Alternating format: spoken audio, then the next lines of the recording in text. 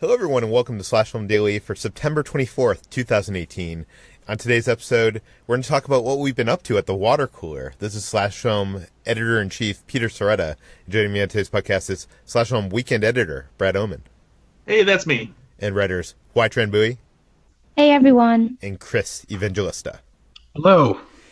Okay, we're down a couple men here today. As you know, Ben is off traveling internationally, and Jacob is covering Fantastic Fest for us on the site. You can read his daily blogs on slashfilm.com, but we'll have to make do without them, and we'll catch up with Jacob at a later point to go over all the best films he saw at Fantastic Fest so that we can have those on our radar going forward for the rest of the year. But let's talk about what we've been up to. I will start things off because last week I talked about Universal's Halloween Horror Nights, their yearly Halloween event where they have like these haunted mazes. I like to go to a bunch of these kind of events. Another big popular one in Southern California is at Knott's Berry Farm, and it's called Knott's Scary Farm, and they do it throughout the second half of September leading into October through Halloween. And I think I talked on the podcast about how one of the disadvantages, or one of the biggest advantages and disadvantages of Halloween Horror Nights is most of their mazes rely on IP. So big franchises that we know and love, which get us excited to go and experience these haunted houses based on, properties like Stranger Things and Halloween and stuff like that. But on the other side of things, having these IPs, you're kind of walking through the story that you've seen in the movie, and you kind of know where the scarers are coming from. Like, at some point in Poltergeist, there's trees going to come through a window. So it kind of takes the element of creativity out of a little less. I think the people that make these mazes have a little less creative realm to make the scares and stuff. And Knott's Scary Farm, the people there, like all the mazes there, at least this year, are completely original. So they're not based on any pre-existing IP, and basically they're able to just make up, horrific, stories and places for us to enter. I'm going to have a whole piece on the site about this and comparing it to Universal Horror Nights. But I will say that surprisingly, this is my second year going to this event. I like it more. It's more affordable. The scare actors that scare you in the scare zones are more interactive and talkative and are more scary. The mazes are more creative. They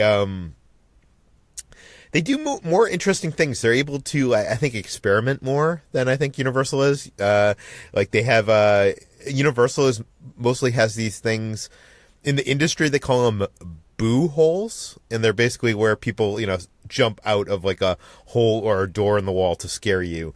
And Knott's doesn't do as many boo holes. What they usually have is these characters dressed in like, makeup and masks and stuff like that in the actual rooms with you, and they're a lot more interactive. They have been doing some interesting things with bungees. So like there's a person on like a bungee cord that is able to jump from like, say, like, 15 feet away and then jump right in front of you. So it's a very scary, fast kind of thing. I don't know. They do some interesting effects. They have like some interesting animatronics and puppets. Like in this one maze, there was this gigantic shark that was trying to eat people, which was pretty cool. And they also have things called show scenes. Like they have this maze called, I think, Paranormal something. And the opening of that is you go into this room, and it's kind of like this.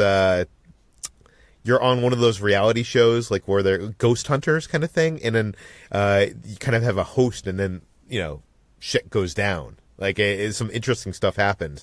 So, anyways, I'm gonna have a whole piece on the site about this, but I really thoroughly enjoy Knott's Scary Farm. I think for your money, you get a lot more than you get out of Halloween Horror Nights, and it's just just a blast. It's a fun time, and if you get the express pass, you can just keep on going like back and forth, back to the mazes over and over again. Something you can't do at Halloween Horror Nights. You can only go once. I will say, not to stretch this out longer than it should be, but my favorite two mazes is one called the Depths, which takes place in this abandoned mine where a bunch of miners kind of disappeared, and it ends up going into like into the depths of the ocean with shark men. It's fucking awesome. It's so cool, so much fun. The other one I love is one that came back from last year. It's called Infected, and it's you in the zombie apocalypse. You are armed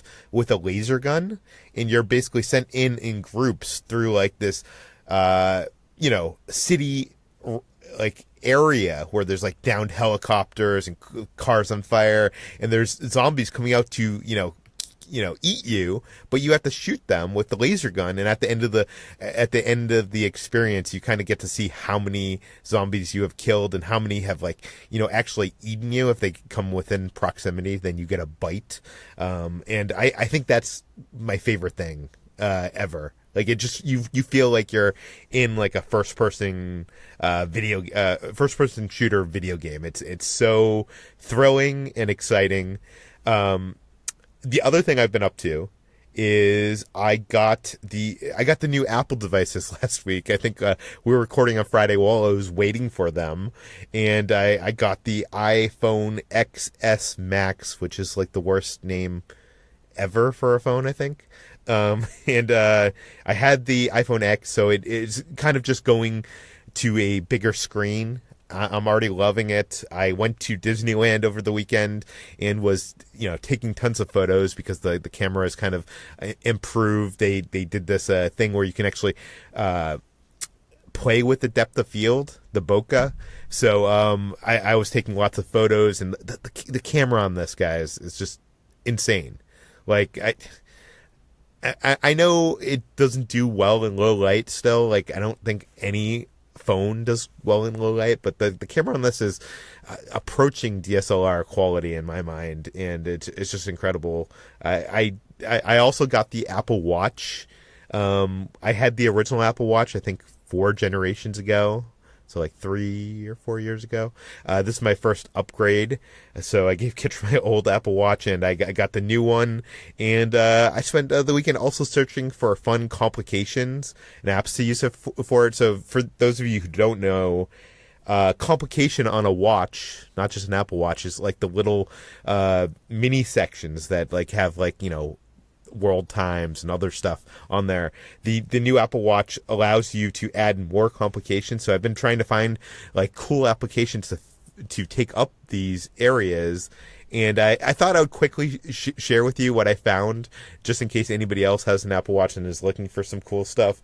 I found this app called Waterminder, which is cool, and it basically tells you how much water you need to have for the rest of the day. So every time I have a glass of water, I just press the button, and it like adds, the 8-ounce glass to that counter, so I can keep track of how much water I need to have.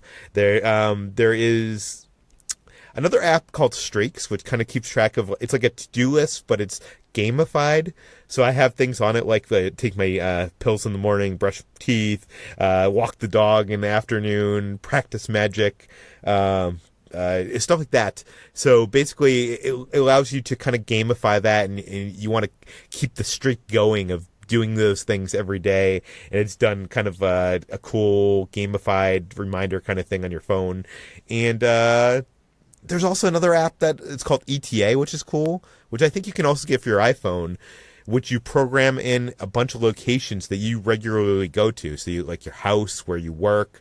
For me, the Magic Castle, the movie theater, and Disneyland. And when you pull up the app, instantly it tells you with traffic how long it takes to get to any of those locations from where you currently are, which is pretty cool, and it's pretty cool to access that on my wrist. But I am enjoying both of those. If anybody out there has any cool recommendations for Apple Watch apps or complications, please send them to me at peter@slashfilm.com, and maybe I'll mention them on the air later next week. But that is what I've been up to. HD, what have you been up to? So I had kind of a chill weekend. I hung out with a few friends, and we went to a relatively new DC bar, like a retro arcade game bar, which kind of looks like Ready Player One threw up all over it. And it sounds like I say that kind of aggressively. Is that good or bad? It was actually in a good way, because the bar was really cool. It was kind of 80s nostalgia embodied. And ironically, it's a bar called the Players Club. It's in Logan Circle in DC. If you are in the area and know where that is. And it's relatively new. It opened in February of this year. And it is designed sort of like your mom's basement from the 70s. So it's a basement bar, and it has like all this wood paneling and this kind of, the ugly floral sort of wallpaper that you've seen everywhere, as well as a lot of the kind of mustard colored and earthy toned furniture from that era as well. It's a little more 70s design than 80s, but the everything inside the bar itself was a little more 80s. There was a bunch of arcade games such as Tetris, Off-Road, and even a Guardians of the Galaxy arcade game, which I thought was hilarious. So yeah, it was cool. It was like, wait, there's actually a Guardians of the Galaxy arcade game? Yeah, well, apparently, according to this bar, there was one. I didn't play it, but it was probably like pinball machine or something. Okay, that makes more sense. So. Yeah, that makes sense. But yeah, there's billiards and everything.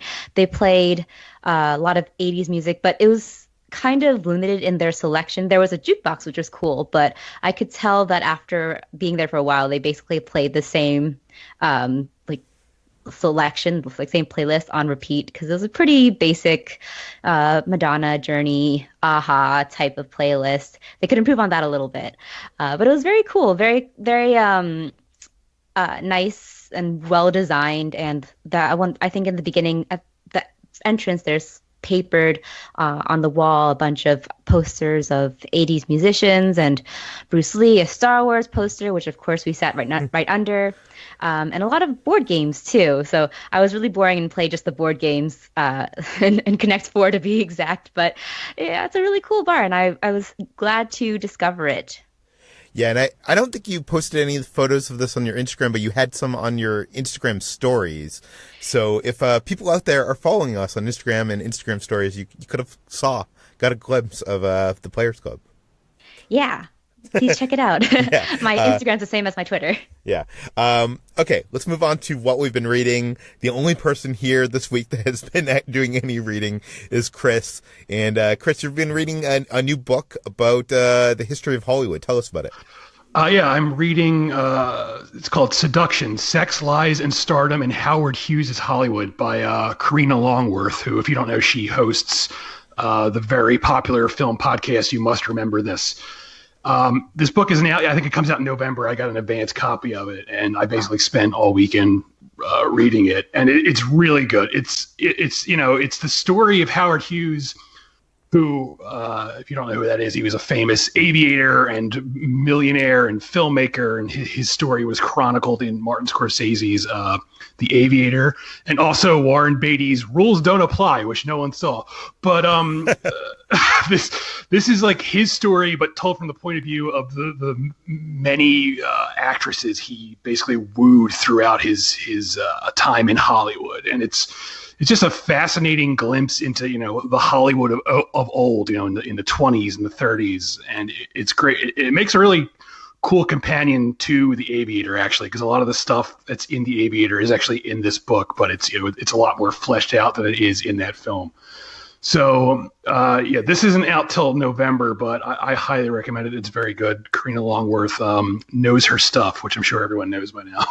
Does this have any crossover with her podcast? Like, have any of these stories been told on there? Do you know? I don't think so. I have to admit, I'm not as up to date on her podcast as everyone else, so it's possible, but I think this is a separate thing. Yeah. Well, very cool. You can check that out in your local bookstore. Let's move on to what we've been watching. Last month, I went to Warner Brothers in Burbank and visited the editing room of Aquaman. I think I alluded to it at one point last month on the podcast, but I wasn't allowed to say anything because I signed an embargo. And today on the site, we were finally able to write about it. I saw 20 minutes of footage from the movie. We got to talk to James Wan, the director, and you can read about the whole thing. You can read what I saw and what I thought on the site. I'll link it in the show notes. But my brief overview is, coming off of Comic-Con, I was really not excited for Aquaman. So even though I'm a big James Wan fan, and after seeing this footage, I was very impressed. First of all, there's one scene early in the movie, first 10 minutes, that has Nicole Kidman kicking ass in a one shot. And he actually told us they filmed it took 30 takes, and they do it with the spider cam rig, and it goes all around this house, and it's one of the most impressive action scenes I've seen in a while, and it's such a James Wan kind of shot. It's so exciting. There's moments that I saw of them, it seems like James Wan knows that Aquaman's kind of the mocked character, and he kind of has fun with this and gets silly. There's this big arena fight battle, and the jellyfish are lighting the arena, and there's an octopus banging the battle drums. And it's I don't know, it's what's going on here? So it's kind of bananas in that way. And that we also saw some scenes that were kind of reminiscent of an action adventure tale, like National Treasure. I will say this, the tone was kind of all over the place. The chemistry between Jason Momoa and Amber Heard was almost non-existent. And, I'm still not sure that this is going to be great. But I will say this, I am much more excited to see this movie after seeing this footage and hearing what he had to say about things. It was actually interesting because he said right before he started making this movie, he was doing a lot of press, and he, was saying how he was trying to make a fun movie, and everybody, all us cynical assholes writing about movies, were saying that he was just saying that because it was counterbalance to all the Zack Snyder-ness of the DCEU. But it seems to me like he's actually that was his approach. He wanted to make a fun movie. So we'll see what that is when it hits theaters later this year. I also, over the weekend, I went and saw this documentary called Always Amazing. It is the story of Amazing Jonathan, who is this comedy magician. Usually, and I think I've said this on the past, on the podcast, but usually, if you are a comedy magician, most comedy magicians are bad. They're either, good magicians, bad comics, or good comics, bad magicians, or just bad both. Amazing Jonathan is someone I saw as a little kid. He had specials in Comedy Central. He was hilarious. A few years back, he learned that he had only a year to live. And, he's diagnosed with some pretty bad stuff. He kind of retired, and he's outlived the doctor's expectations for him. This documentary, though, it's made by this comedian named Steve Brine. He was not a filmmaker, and the film kind of shows that it's not a filmmaker. It's mostly talking heads and vintage video from specials and stuff like that. It's not a lot of original footage, and I think that is kind of lacking in that way. And also, instead of being a biopic, it kind of focuses on this relationship Jonathan had with his tour manager, which was just this kid that started coming to his shows, and when he was a teenager, he basically hired him to be his tour manager. It's kind of their relationship, which is kind of sweet. This documentary made me laugh a lot, made me cry. I wouldn't say it's great, though. I am the target audience for something like this. I love magic, and but this was also shown at this festival called Los Angeles Liftoff film festival, and I think they have these lift-off film festivals nationwide. And what they are is the attending audiences are given feedback forms that they fill out after the screening and basically give feedback to the filmmakers. So these films are not finished, and the filmmakers are able to then take that feedback and actually, make their film theoretically better. So I hope this movie does improve some bit. I did laugh, I did cry, so I do think it's worth recommending. But it wasn't, it was no, what's the Mr. Rogers documentary that came out this year? Won't you be my neighbor? Yeah. Kinks. Yeah. And also, I finished season 2 of The Sinner, which I talked about, I think, last week or the week before on here, and I highly recommend. I know people didn't love season 1 of The Sinner, so if you just want to skip season 1, season 2 is its own isolated case mystery. If you like those kind of true crime kind of things, not that this is based on a true case, I would highly recommend this. It's just so good. The acting's so good. The writing's so good. Carrie Coon's so good. I don't know. I just highly recommend it. So if you can, it's on USA Network. If you have USA Network, you can probably get it on USA Network on demand. That is called The Sinner. Chris, what have you been watching? I started watching the Netflix series Maniac with Jonah Hill and Emma Stone, and I haven't finished it yet, but I'm really enjoying it. It's very strange. It's very well made. I mean, it's kind of like Total Recall meets Eternal Sunshine of the Spotless Mind, if you can picture that. So I don't know. I'm really, I had heard good things about it, but it's actually even like better than I thought it was going to be. And I'm very curious to see where it goes. And one of the things I really love about it is the episodes are like different lengths, like unlike other Netflix shows where they're all basically the same length. This show, it'll be like one episode will be like 46 minutes, one episode will be 20 minutes. And I wish like more Netflix shows would realize they could get away with that because they're not traditional TV. They can really do whatever they want. And I like that this show does that instead of just like cramming everything into, a certain number of episodes under a certain amount of time. So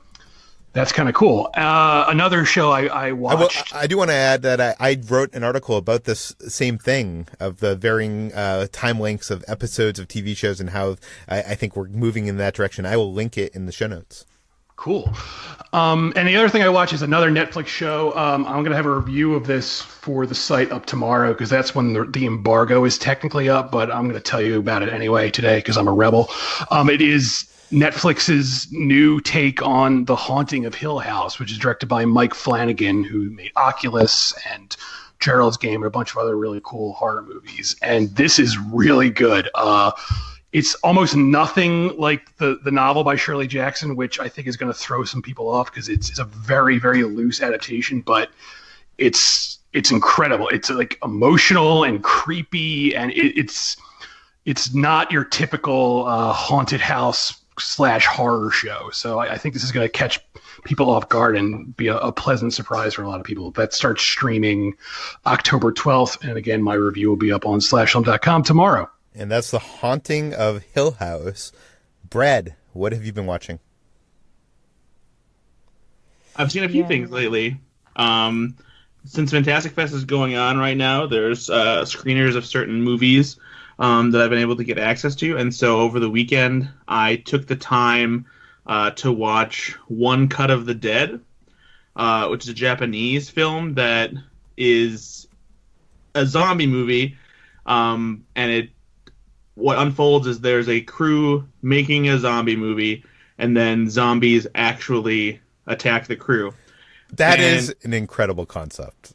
Well, it's actually even more incredible than that, but I honestly cannot get into it without giving away a very cool reveal and a very cool spoiler after the first half hour. Because what's cool about it is the zombie film in question unfolds in one single take, which is insanely impressive. It's definitely low budget, so it's not anything... Wait, you're saying the zombie film they're making takes place in one take, or the one that you watched was the zombie film that you watch takes place in one take, and it unfolds over the first 30 minutes of this movie. What happens after that, I don't want to say, and because seeing what happens is extremely interesting. Because it's lower budget, it's not always as captivating, and it's a bit of a challenge to watch the entire thing fold out. But the things that might bug you about that first half hour and why it's so sometimes so generic and that kind of thing pays off in what happens in the hour that follows it. And I know I'm being super vague, but hopefully it's piquing your curiosity and you go out of your way to see it, because what this movie does is extremely interesting, and really it's really funny, it's really cool, and it makes you want to go back and rewatch that, first half hour to see how it all comes into play. But it's very funny, it's very, very cool. I would almost like to see it remade in the hands of somebody like Taika Waititi or Christopher Guest or something like that. Because so it's more of a comedy. Yes. That's what it becomes, and that's all I'll say. And the filmmakers I mentioned, might give you some idea as well. But it was very fun to watch. And like Jacob recommended it to me, and it's he had said that he's like, it's very much in the spirit of the festival, and it's definitely got some shortcomings, and like it took me a while to like really get on board with it. But once the turn comes in and you see what this movie is actually doing, then it's pretty easy to get caught up in it. Well, very cool. Did you see any other screenings? I also watched Cam, which is a new Blumhouse thriller that is set in the world of sexy cam girls, like the sex workers who are on camera and do various sexual activities over the internet. And it's a story about how this one cam girl who she's trying to get in like the top 50 and become one of the more popular ones.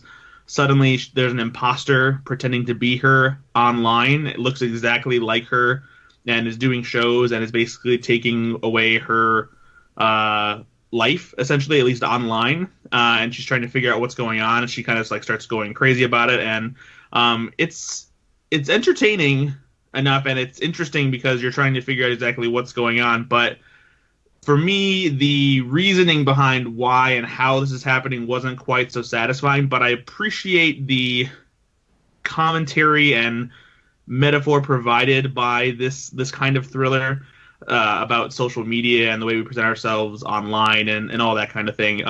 So I didn't dislike it, but I feel like it's kind of missing something that would have brought it together as a whole for me. But I still enjoyed it for the most part. In both of these films, I assume, don't have a major distributor yet? Not as far as I know. I didn't look up yet. I don't think One Cut of the Dead has a U.S. release date yet. And Cam, since the Blumhouse movie, I'm sure it has... Oh, yeah, Blumhouse, yeah. Yeah. I'm sure that it has some kind of release coming up at some point here. So, yeah. And then I also I watched two different movies. One I rented and actually both I rented. I watched I Feel Pretty, the Amy Schumer comedy, which was fine. I feel like Schumer was kind of restrained since this was a PG-13 movie and didn't really allow her to be as edgy to make it as funny as it could have been. It's definitely has some aspirations of being kind of like a Devil Wears Prada kind of movie, but I feel like the message kind of gets lost in how the premise of the movie is executed, because she starts seeing herself as beautiful and it gives her this whole confidence, but the only reason she's confident is because in her mind she sees herself as beautiful rather than actually consciously acknowledging that she is beautiful already. And I feel like it just creates some inconsistencies with what the message of the movie is trying to put forth, but it still has a pretty good moral backbone on it as far as trying to give confidence to girls who might not be super proud of who they are and how they look and that kind of thing. And then I was gonna say the trailer for that movie killed whenever I saw it come on in theaters, and it was a movie I was actually interested in seeing, but I just heard so many bad things about it that I was like, okay. It's far from terrible. Michelle Williams is actually kind of funny in it because she puts on this voice, and it makes her sound like it's like a little squeakier voice, and so like she kind of sounds like this, ditzy fashion magazine runner and that kind of thing. But it just feels like it's kind of on the cusp of being better than it could have been, or better than it was rather. And then I also watched this British coming of age movie from like 10 years ago. Because my girlfriend had seen it and she said that she loved it and that we should watch it. And so it's called Angus, Thongs, and Perfect Snogging. And apparently it's based on a series of books, which I was unfamiliar with. But it is like it's your average coming of age movie. It focuses on this teenage girl who's a little bit awkward and trying to figure out, the best way to approach boys. It has a young Aaron Taylor Johnson in it. Which was very funny to me because he has a little bit of a higher voice and he looks very young. But it's very charming, and because it's British, you usually don't see this kind of edge when it comes to like certain like teenage sexual proclivities in a movie that is about younger teenagers without being like an R-rated comedy or something like that. And this is very much like family friendly. But it definitely digs a little bit into the edgier side that American teenage coming-of-age comedies don't usually dig into in that way, which I thought was kind of interesting.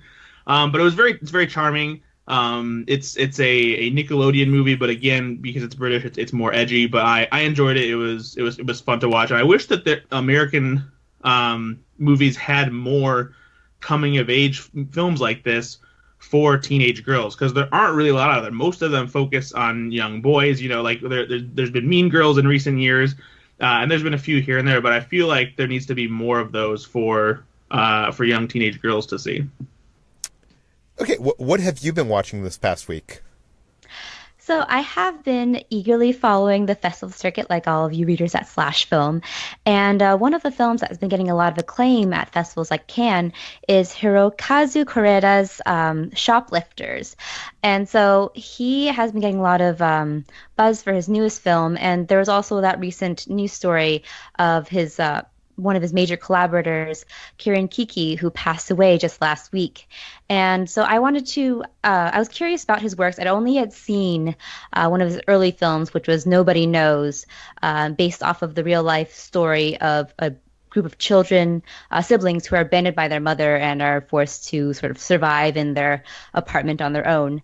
And I wanted to see one of his more recent films that stars Kirin Kiki. And I watched After the Storm, which is available on Amazon Prime. And it's this really lovely, quiet film about a sort of a private detective who is a former renowned novelist and is kind of in arrested development, so to speak. He is divorced and struggling with trying to reconcile with his young son while, dealing with this gambling habit and being unable to really act as an adult. And it's played by Hiroshi Abe, who is an actor that I really enjoyed. Actually, when I was into Japanese dramas for a while, he was in several dramas. I'd never seen him play a sort of deadbeat dad in this sense. It was a really complex and flawed character who you see, he has this gambling addiction. He steals money from his mom's altar. His mom is played by Kirin Kiki, but he gives such a nuanced, delicate performance, and Kirin Kiki does as well as the matriarch of this movie. It's very slow burning. Not much happens. The storm that takes place is kind of this emotional climax where the father and his son kind of ride out the storm and talk for most of it. But it's a really lovely film, and I'm really excited to see what Hirokazu Koreeda has to offer with Shoplifters, which is Kirin Kiki's last film as well. Yeah. Where did you watch this? Where can people see it? It's on Amazon Prime. Cool. Let's move on to what we've been eating.